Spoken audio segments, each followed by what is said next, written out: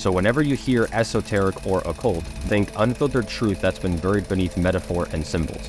Why? Because this knowledge was never intended for the masses. What if reality isn't as fixed as it seems? Hidden within the ancient teachings of the Kybalion lies a secret that only reveals itself to those ready to see beyond the surface. This isn't just philosophy or abstract wisdom. It's a guide to understanding the unseen forces that move the universe, and how your thoughts, intentions, and awareness interact with them. As you watch, you'll discover principles that unlock the mind's power, show the patterns behind every event, and reveal how balance and focus can transform the world around you. But be warned, the Kybalion only speaks to those willing to step fully into their own creative potential. Are you ready to see reality differently? The hidden book that waits for the seeker. Some books can be read at any stage of life, and then other books seem to wait in silence until the reader is truly ready. The Kybalion belongs to the second kind. To a casual glance, it may appear like another old text filled with sayings and philosophy, but those who are drawn to its pages at the right time discover that it is not a book in the ordinary sense. It is more like a mirror that reflects the depth of the seeker's own awareness. What it offers depends entirely on what the reader has grown capable of seeing. This is why so many who open it too soon put it down again, convinced there is little more than clever phrasing inside. They do not realize that the book hides in plain sight. Its words do not argue or persuade. They remain quiet like a locked door that shows no sign of the treasure behind it. Only when the seeker develops a certain quality of vision does the door begin to open, and the book reveals its power not as information, but as initiation. The ancient figure of Hermes Trismegistus is said to stand at the heart of these teachings.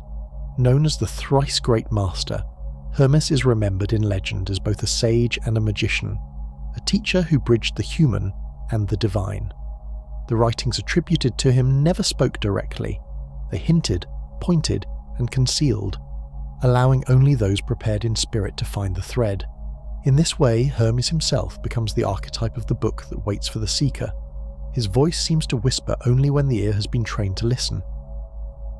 The Buddhist tradition holds a similar idea in the teaching of right view. Before one can walk the path of wisdom, there must first be the ability to see reality as it is. Without the right view, all practices become tangled, misunderstood, or misused. In the same way, the Kybalion does not grant its wisdom to every reader. It requires the development of an inner lens that can recognize truth when it is encountered. Without this, the words lie flat and ordinary, but with it, they shine as if alive. This readiness is not measured by age or education. It arises when a person begins to sense that the world around them is not solid and fixed, but more like a flowing pattern. At first, this realization is unsettling. The structures of daily life feel dependable, yet something inside whispers that they are not the whole story. The seeker who follows that whisper begins to notice cracks in the appearance of reality, small signs that thoughts, choices, and unseen forces shape events in ways that cannot be explained by chance. It is often at this moment that the Kybalion enters their life, as if the book itself has been waiting for the exact instant the seeker can recognize it. Those who pick it up in this state of readiness find themselves drawn into a language that feels both ancient and strangely familiar.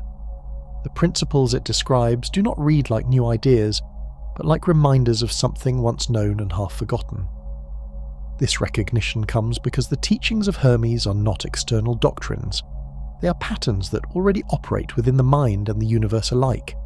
The book merely points them out, and the seeker feels the resonance of truth vibrating within. It is worth remembering that not everyone will hear the same harmony. Just as Hermes cloaked his words to conceal them from the unprepared, the teachings will always appear hidden to those who are not yet searching. What feels obvious to one person can seem meaningless to another. This is not a flaw of the text, but its design. The book protects its own wisdom by remaining invisible until the seeker has cultivated the right sight.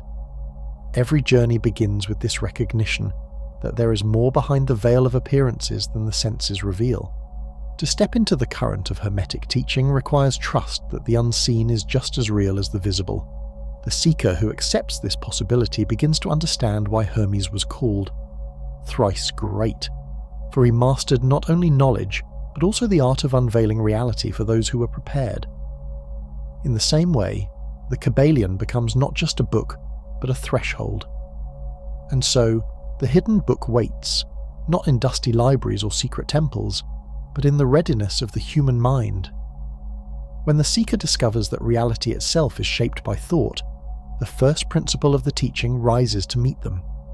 This is where the journey truly begins, with the understanding that the universe is mind, and every thought is part of its endless unfolding. The universe is mind, and you are within it. The moment the seeker realizes the book does not speak in plain instruction but in hidden keys, the first teaching quietly steps forward. It begins with the bold claim that the universe itself is mental. This is not said as a metaphor, nor as a poetic way of speaking. It is the foundation of the Hermetic path. If reality is mind, then everything experienced, matter, time, sensation, even the sense of self, arises within a field of consciousness far greater than any single individual. At first, this can feel abstract, but its truth appears in everyday life. Thoughts that linger in the mind eventually shape words, actions, and relationships. A pattern once imagined becomes a plan, then a creation in the world. A memory or belief that repeats itself begins to colour everything seen, so that the same reality looks different to two people standing side by side. What the teaching asks us to recognise is that this does not happen on the small scale alone.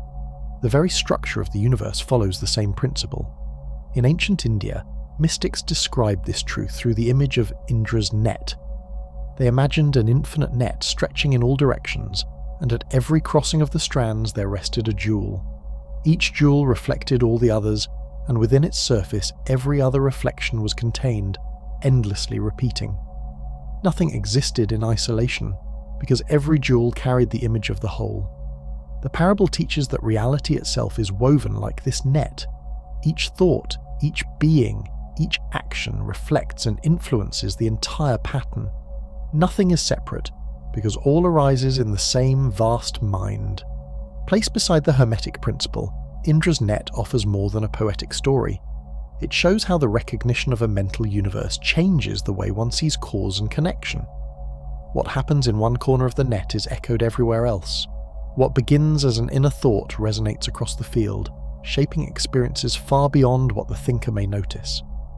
The universe does not simply contain mind, it is mind in motion, and we are both within it and expressions of it. When this realization dawns, the nature of power shifts. Instead of seeing thought as private and limited, the seeker begins to see it as a movement within a living whole. Every image held in awareness ripples outward. Every intention, even silent, finds its way into the net. This is why the first principle is called the root of all others. Without the recognition of the mental universe, nothing else in the Kybalion can be fully understood. To live within such a view is not to believe the world is imaginary or false. It is to understand that the mind is the ground from which everything arises, including what appears solid and material. Just as a dream feels real while one is inside it, the universe feels concrete because the mind that projects it is vast beyond comprehension. The Hermetic teaching does not ask us to dismiss the world, but to recognize its source. In doing so, it offers the possibility of altering experience at its root, rather than only at its surface. This recognition also explains why the book waits for the seeker. If reality is mental, then only a mind prepared to grasp its own creative nature can step through the threshold. To one who is not ready, the principle seems distant and abstract. To one who is ready, it is both liberating and sobering. The power to shape reality is already active in every thought, and with awareness comes the responsibility of directing it with clarity. The principle of mentalism leads naturally to the next. For if the universe is mind, then thought does not remain still. It moves, it stirs, it vibrates, and in its vibration the forms of reality are born. To understand this movement is to step deeper into the mystery, where energy itself becomes the language of creation. The pulse that shapes all things. When the mind is seen as the foundation of reality, the next realization is that thought itself cannot remain still. To exist, it must move. This movement is vibration, the invisible pulse that carries ideas into form. Nothing comes into being without it. A thought held in silence begins to tremble in awareness, and that trembling sets a pattern that ripples outward into the fabric of the universe. The principle of vibration builds upon mentalism by showing that creation is not a static idea but an active wave. Everything in existence is in motion, whether seen or unseen. The body vibrates with breath and heartbeat, the earth vibrates with its cycles, and even the smallest particles are in constant dance. Science confirms what Hermetic wisdom declared long ago, that nothing rests. The speed or quality of the vibration determines whether something appears solid, fluid, or intangible, yet all of it arises from the same underlying movement. What appears fixed is simply vibration slowed into stability. What appears fleeting is vibration in a higher state of motion. Vibration is also the hidden thread between the inner and outer world. A restless mind vibrates at one speed, and the environment begins to reflect that restlessness through accidents, conflicts, or misunderstandings. A calm mind vibrates differently, drawing circumstances that mirror clarity and order. What appears as a coincidence is often resonance, the meeting of matching vibrations across the net of reality. Nikola Tesla once said that if we wanted to understand the secrets of the universe, we should think in terms of energy, frequency, and vibration. His insight resonates with the Hermetic view, though spoken in the language of science. Tesla sensed that frequency was the hidden architecture of reality, shaping light, sound, and matter alike. To him, vibration was not a background fact, but the very key to unlocking the nature of the cosmos. What Tesla pointed to with invention and mathematics, Hermetic teaching expressed in symbolic form centuries earlier. The Sufi mystics spoke of this same truth in their devotion to sound. They described creation as a word spoken by the divine, a vibration that gave birth to existence. Through chanting and rhythm, they sought to align themselves with the pulse of that first utterance, believing that all beings carry within them the echo of that original sound. The resonance between Tesla's vision and Sufi teaching is striking. One frames vibration as measurable frequency, the other as sacred voice, yet both speak of the same underlying principle. Many traditions discovered that altering vibration was a doorway to altering consciousness. Indigenous healers used drums to enter trance, monks used chants to focus awareness, and shamans used rattles to shift perception. Though their tools differed, they all worked from the same recognition. Vibration changes the quality of the mind, and with it, the shape of reality itself. This shared wisdom shows how universal the Hermetic insight truly is. When viewed in this light, vibration is not merely mechanical, it is the bridge between thought and form, the way the unseen becomes seen. The rhythm of an idea gives it momentum, and the repetition of thought strengthens its vibration until it manifests in experience. This explains why moods and emotions can shape perception so powerfully. A heavy vibration colours the world with weight and difficulty, while a lighter vibration opens perception to possibility. The mind does not simply imagine reality. Through vibration, it generates the tone by which reality is experienced. The more one becomes aware of vibration, the more one notices its gradations. No vibration exists in isolation. They blend, resonate, and oppose. Heat and cold are vibrations of temperature. Sound and silence are vibrations of pressure. Joy and sorrow are vibrations of the heart. These opposites exist not as separate entities, but as degrees of movement on the same continuum. Once vibration is seen clearly, it becomes impossible to ignore that duality arises naturally from it. The wave that moves upward must also move downward. Every pulse carries its counterpart. This prepares the seeker for the next unfolding truth. If vibration is the essence of manifestation, then polarity is its form. The opposites we perceive are not contradictions, but necessary expressions of the same principle. Just as a vibration creates both crest and trough, reality expresses itself through dualities that mirror one another. To step deeper into the wisdom of the Kybalion is to begin seeing polarity not as conflict, but as the hidden unity of opposites. The dance of polarity. The movement of vibration reveals something even more profound. Every wave has its crest and trough, every current flows in two directions. From this truth emerges the Hermetic principle of polarity. Nothing exists without its opposite, and what we call opposites are in fact two ends of the same reality. They are not separate worlds, but different degrees of the same essence. Polarity shows us that duality is woven into the fabric of existence, and that contrast is the way life expresses itself. It becomes clear when we look at the simplest experiences. Warmth fades into cold not by crossing into a different element, but by a gradual change along a single scale of temperature. Silence turns to sound through vibration, increasing until the ear can perceive it. Joy shades into sadness through subtle shifts of feeling. These opposites are not contradictions, they are connected points along the same spectrum. When we understand this, we begin to see that polarity is not static. It is always moving, and it is through this movement that rhythm is born. The Taoist image of yin and yang captures this perfectly. In the swirling circle of black and white, each half contains within it the seed of its opposite. Darkness does not dominate light, nor does light destroy darkness. Instead, they turn into one another endlessly, like day giving way to night and night returning to day. Their interplay is not conflict but a relationship, a balance where both are necessary. To imagine a world of only light is to misunderstand light itself, for it would have no meaning without shadow to reveal it. The Tao shows us that polarity is not a war of opposites, but a dance where each step makes the other possible. Carl Jung discovered this same pattern within the human psyche. He called it the shadow, the unseen counterpart to the traits we proudly embrace. A person who sees themselves as kind may repress their anger, only to find it rising uncontrollably when ignored. Another who values strength may hide vulnerability, and in doing so become harsh or unfeeling. The shadow holds these rejected qualities, not to punish us, but to remind us of wholeness. To deny the shadow is to live half a life, split between what we allow ourselves to see and what we force into hiding. Jung taught that healing requires us to integrate the shadow, to accept that both poles belong to us. This teaching reflects the Hermetic idea that polarity is not about erasing one side of the spectrum. To eliminate darkness would be to blind ourselves to the light that defines it.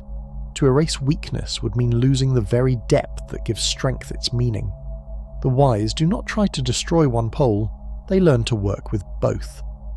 The art lies in shifting consciously along the continuum, choosing where to dwell rather than being pulled helplessly between extremes.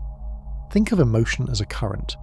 At one end lies despair, and at the other end, joy. A person caught in despair may believe they are trapped in a separate reality, but Hermetic wisdom shows that despair and joy are simply degrees of the same vibration. Through awareness and practice, the current can be shifted little by little until the vibration rises toward joy. The poles remain, but the place of awareness changes. This is polarity in action, and it is the key to transformation. Polarity also reveals why conflict exists. What seems like clashing forces are often just the tension of opposites seeking balance. In relationships, this appears when two people hold opposing traits, one fiery, the other calm. Their bond creates friction, but also wholeness, for each carries what the other lacks. In societies, polarity emerges as competing ideas or values, which may appear irreconcilable, but are actually different expressions of the same underlying search for truth. Recognizing polarity allows us to see beyond division and into the deeper unity that holds both sides. The Hermetic seeker learns to watch these polarities with a steady eye. Instead of fearing the swing from one extreme to another, they begin to see the rhythm behind it. Just as the ocean tide rises and falls, so too do moods, circumstances, and fortunes. The key is not to stop the swing, but to understand it, to ride its motion without being carried away unconsciously. Polarity is the entry point, but rhythm is the law that governs the motion itself. And so the dance of polarity continues, not in stillness, but in ceaseless flow. It is the pulse of opposites turning into one another, revealing that what seems divided is deeply connected. The seeker who grasps this truth is prepared for the next step, where the principle of rhythm unfolds, showing that every polarity moves in cycles, and every cycle carries within it the wisdom of return. The tide that cannot be stopped. The dance of polarity reveals that opposites never stand still. They shift, they flow, they trade places in a rhythm that cannot be escaped. This is the next Hermetic truth, the principle of rhythm. Everything moves in cycles. Nothing in existence remains fixed forever. because every rise contains the promise of decline, and every decline carries the seed of renewal. Rhythm shows us that the universe is not a straight line but a tide that moves in endless waves. Nature displays this most openly. The moon grows full, then fades to darkness. The ocean swells and retreats. Seasons turn from growth to decay, and back to growth again. These are not accidents but reflections of the same law that governs all things. In human life, the same pattern appears. Periods of activity give way to rest, joy softens into sorrow, and confusion clears into understanding. The principle of rhythm assures us that no state lasts forever. It is always followed by its counterbalance. The ancient Egyptians shaped their entire vision of the world around this law. They saw existence as a cycle of death and rebirth, not only for the soul, but for the cosmos itself. Osiris, the god of the underworld, was torn apart and restored, symbolizing the eternal return of life through death. The Nile's flooding, bringing both destruction and renewal, became a living image of rhythm at work. To the Egyptians, rhythm was not a curse but a sacred order, a reassurance that endings were always beginnings in disguise. Their rituals, their myths, even their temples echoed this cycle, reminding the people that what falls will rise again. Modern science, in its own language, has confirmed the same law. Psychological studies on circadian rhythms show how deeply the cycles of nature are embedded in our biology. The human body follows patterns of sleep and waking, alertness and fatigue, hormone shifts and cellular repair. To fight against these rhythms leads to imbalance and illness, while aligning with them restores health and clarity. What Hermetic wisdom taught symbolically, psychology has mapped with data. Rhythm is not an idea, but a reality woven into our very flesh. Once the seeker recognizes this, life takes on a new perspective. Struggles no longer appear permanent, nor do moments of triumph. Both are movements within a larger tide. This knowledge brings humility in success and courage in hardship. The pendulum swings in both directions, and to resist it is to suffer needlessly. Awareness allows one to rise above the extremes, holding steady as the motion flows on. Rhythm still moves, but its power to throw the seeker off balance lessens once it is understood. This does not mean becoming passive. On the contrary, rhythm offers a way to act with wisdom. Just as a sailor learns to use the wind rather than fight it, the seeker learns to time actions in harmony with the cycles. There are moments when energy rises and opportunities unfold, and there are moments when rest and withdrawal are necessary. To ignore these tides is to row against the current. To work with them is to move farther with less effort. Rhythm becomes not a chain but a current that carries the wise.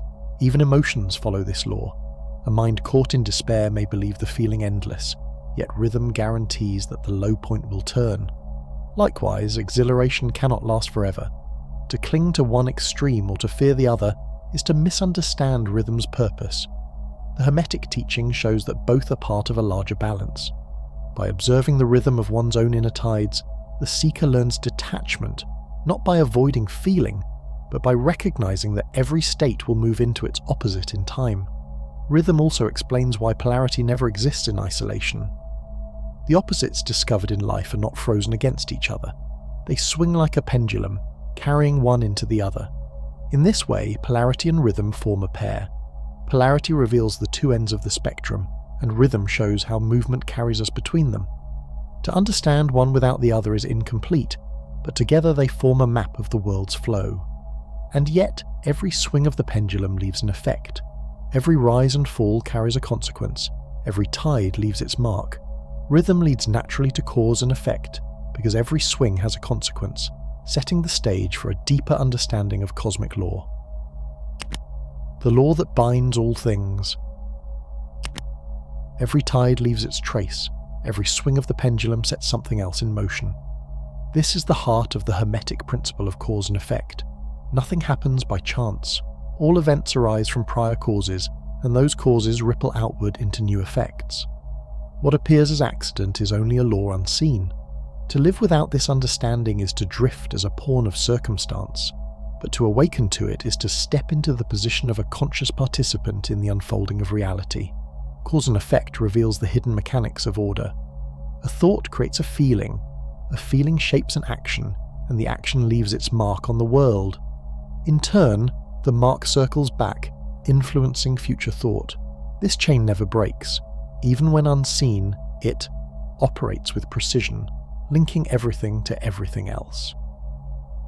The Hermetic seeker learns not only to recognize the links, but to take responsibility for the causes they set in motion. Every word spoken, every intention formed, every silence held carries consequence. The Stoics of ancient Greece reflected deeply on this same truth.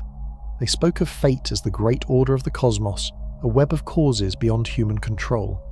Yet they also insisted that within this vast design, agency still existed. A person cannot stop the storm from breaking, but they can decide how to respond to it. To fight against what cannot be changed brings suffering, but to align one's will with the flow of cause and effect brings peace and strength. The Stoics saw wisdom not as escape from fate, but as harmony with it, shaping one's own choices within the order of things. This balance between divine order and human action also echoes through the Akan traditions of West Africa. In their thought, the universe carries an order set by the divine, yet humans are given responsibility to act within that framework. Life becomes a dialogue between destiny and choice. Too much emphasis on fate leaves one passive, while too much emphasis on personal will leads to arrogance. The Akan vision insists on balance, teaching that freedom lies not in denying divine order, but in living responsibly within it. Here again, we see the Hermetic truth. Cause and effect are the structure, but the way we engage with it shapes the path we walk.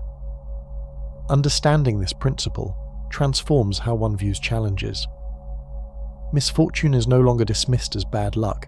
It is seen as an effect with roots in causes, some close at hand, others reaching deep into the past. Likewise, moments of grace are not miracles detached from law, but the fruit of seeds sown earlier, often unnoticed. This recognition brings both humility and empowerment. One cannot control the entire web, but one can tend carefully to the causes one sets forth. On the inner level, cause and effect explain how thought becomes destiny. A repeated belief impresses itself into the mind until it guides behavior, and behavior creates a pattern of life. To change destiny, one must change thought, for the smallest inner cause can ripple outward into vast outer effects. Here, the law reveals both its strictness and its gift. Nothing is exempt from it, yet by aligning with it consciously, the seeker gains the power to shape a new course. The law also encourages patience. Effects may not appear instantly. Just as a seed must rest beneath the soil before sprouting, causes may take time before revealing their fruit. Impatience often leads to despair, but wisdom trusts that the law is unfailing. Every effort, every intention, every discipline carried out sincerely carries within it an effect that must one day unfold. Seen in this way, cause and effect is not a chain to bind, but a path to freedom. To ignore it is to stumble blindly through events, mistaking coincidence for truth. To see it clearly is to realize that nothing stands outside the order of reality. With this vision, the seeker begins to live more deliberately, placing causes in motion that align with their highest aim. And yet, order alone does not complete the picture. True transformation requires more than understanding the chain of causes and effects. It asks for the balance of forces that generate creation itself. Cause and effect reveal the mechanics of order, but true transformation requires the balance of masculine and feminine energies, leading into the final principle: the union of forces. Cause and effect reveals the mechanics of order, but true transformation requires the balance of masculine and feminine energies, leading into the final principle. The principles begin to reveal their deeper nature when seen not as fragments but as strands of the same fabric. Each one carries its own weight, yet none can exist apart from the others. Just as cause has no meaning without effect, polarity cannot be understood without rhythm, and vibration without mind. The Kybalion whispers that truth is not in the parts but in the harmony that binds them. Mystics across traditions have always hinted at this unity. The Kabbalistic tree of life spoke of Chokmah and Binah, wisdom and understanding, flowing into each other like two streams that create a river. They were never meant to stand apart. Their union generated the living movement of the whole tree, reminding seekers that balance is not about separation, but about the weaving together of forces. When the seeker reflects on the principles together, a hidden thread appears. Mentalism, vibration, polarity, rhythm, cause and effect and the weaving of masculine and feminine forces are not isolated laws. They are movements of one, greater harmony. Each principle shines a light on a part of reality, but they overlap, fold into one another, and generate meaning through their unity. To see them as fragments is to miss their true power. To see them as living relationships is to discover the heart of hermetic wisdom. The ancients often spoke of this unity through the image of marriage. Alchemists called it the sacred marriage, where two seemingly opposite substances were brought together, refined, and fused into something new. This was not simply about metals in a crucible, but about the transformation of the soul. Masculine and feminine were not meant to cancel one another, but to combine in creative balance. Only in their meeting could new life emerge. Within the self, this union is not abstract. The active principle drives forward with intention, will, and clarity. The receptive principle holds, nurtures, and shapes the outcome. When these energies are unbalanced, life becomes distorted. Too much force without receptivity becomes rigid and destructive. Too much receptivity without force becomes stagnant and powerless. The harmony of both opens the way for transformation. The play of these forces can be felt in something as simple as breath. Inhalation is expansion, a drawing in, active and outward. Exhalation is release, a surrender, receptive and inward. Life depends on the rhythm between them. Breath itself teaches the necessity of union, reminding the seeker that harmony is not found in extremes, but in the balance of movement between them. Even in the realm of thought, this marriage appears. Logic and intuition, structure and imagination, precision and openness all mirror the masculine and feminine polarities within the mind. When one dominates at the expense of the other, perception narrows, but when they work together, the mind expands into new dimensions. Many of the great breakthroughs of human history have arisen not from pure reason or pure vision, but from the union of both in one insight. The sacred marriage also extends into relationships with others. When two people truly meet, not to dominate, not to absorb, but to complement, something greater is born between them. This is not limited to romantic bonds. It is seen in friendships, partnerships, and communities. Where balance is honored, creation flourishes. Where it is ignored, conflict or emptiness grows. The principle of gender in Hermetic teaching is not about physical form alone. It is about this eternal interplay of active and receptive energies across all aspects of existence. The wisdom of balance challenges the seeker to go beyond duality. Masculine and feminine are not enemies. They are reflections of one deeper unity. To cling to separation blinds the eye to the harmony that underlies both. When balance is found within, life outside also begins to reflect that harmony. The world itself becomes a mirror of the union achieved within consciousness. At this point, the seeker begins to recognize that the 7 principles of the Kybalion are not separate teachings to be studied one at a time. They are interwoven threads in a single tapestry. Mentalism shows that all is mind. Vibration reveals its movement. Polarity gives shape through contrast. Rhythm ensures flow. Cause and effect show order. Gender completes the cycle through union. Taken together, they form a living key, one that does not sit on the page but stirs within the soul. To hold this key is not to possess knowledge in the ordinary sense. It is to feel reality as a dynamic dance of forces that live within and around us. The Kybalion whispers that those who are ready can step into that dance, not as blind participants, but as conscious creators, living as the key. The teachings of the Kybalion come alive not when memorized, but when practiced as a way of being. Knowledge on the page can only point the way. It is the seeker's step into experience that makes the principles real. The key has been described and shaped, but its turning must happen in the inner life of the one who holds it. To live as the key is to recognize that reality does not unfold around us as something foreign. It moves through us and with us. Every thought, every act, every breath participates in the weaving of the whole. The mind is not merely a receiver of impressions, but a shaper of worlds. To awaken to this truth is to stand at the threshold of creation, no longer a spectator, but a conscious participant. Mystics often turn to images of treasure to describe this discovery. In the parable of the pearl of great price, the merchant sells everything he owns to buy the one pearl that outshines all else. The story is not about wealth, but about priority. When the soul glimpses its true nature, when it senses the depth of its creative power, nothing compares. The principles of the Kybalion are like that pearl, worth the surrender of lesser attachments because they open into a treasure beyond measure. Meister Eckhart spoke of this same mystery differently. He described the soul as the ground where God is born, the inner place where the divine enters the world anew.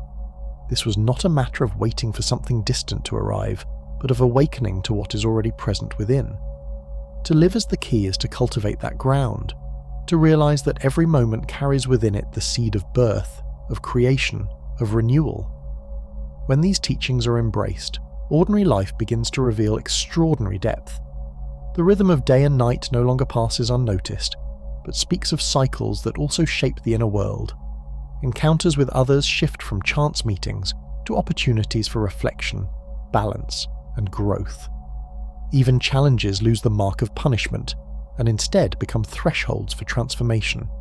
The world itself turns into a mirror of the principles at work, inviting the seeker to walk consciously within them. This way of living does not mean control over everything. It is not about bending reality to the ego's will. Rather, it is about alignment, like a dancer moving with the rhythm of music instead of stumbling against it. Creation in this sense is a partnership, a harmony between the individual spark and the vast fire in which it burns. To resist that fire is to suffer. To join it is to know freedom. The pearl of great price and Eckhart's ground of the soul converge here. Both point to the same realization. The greatest treasure is not found outside, but within, in the recognition of our role in the unfolding of reality. To discover it requires letting go of what is smaller, of fears, of rigid certainties, of the illusion that life happens apart from us. What is gained in return is a life lived from the center, where each moment becomes an act of creation. As the seeker practices this awareness, the 7 principles no longer appear as distant teachings. They become the pulse of existence. The mind shapes thought. Thought stirs vibration. Polarity offers choice. Rhythm sets the flow. Cause and effect give order, and gender unites the forces into birth. Together, they are not a ladder to climb, but a dance to enter, a song whose melody becomes clearer the more one listens. Living as the key means carrying this awareness into every part of life. It is the choice to see with new eyes, to breathe with intention, to speak with clarity, to act with balance. No teacher, no book, no tradition can complete this work for the seeker. Each step is personal, and yet in that personal journey the universal is revealed. The Kybalion is a guide, a companion, a mirror. Its words open doors, but the walk belongs to the one who reads. The real teaching is not locked in symbols or hidden in secret phrases. It is alive in the union of thought and action, in the weaving of inner and outer, in the recognition that reality itself responds to consciousness. In this way, the seeker becomes both student and creator. The principles no longer sit as ideas outside, but move within like breath. To live as the key is to realize that what was sought has always been here, woven into mind, body, and spirit, waiting only for the one who dares to turn it. Thank you for watching. If you enjoyed the video, don't forget to subscribe and leave a comment. We'd love to hear your thoughts.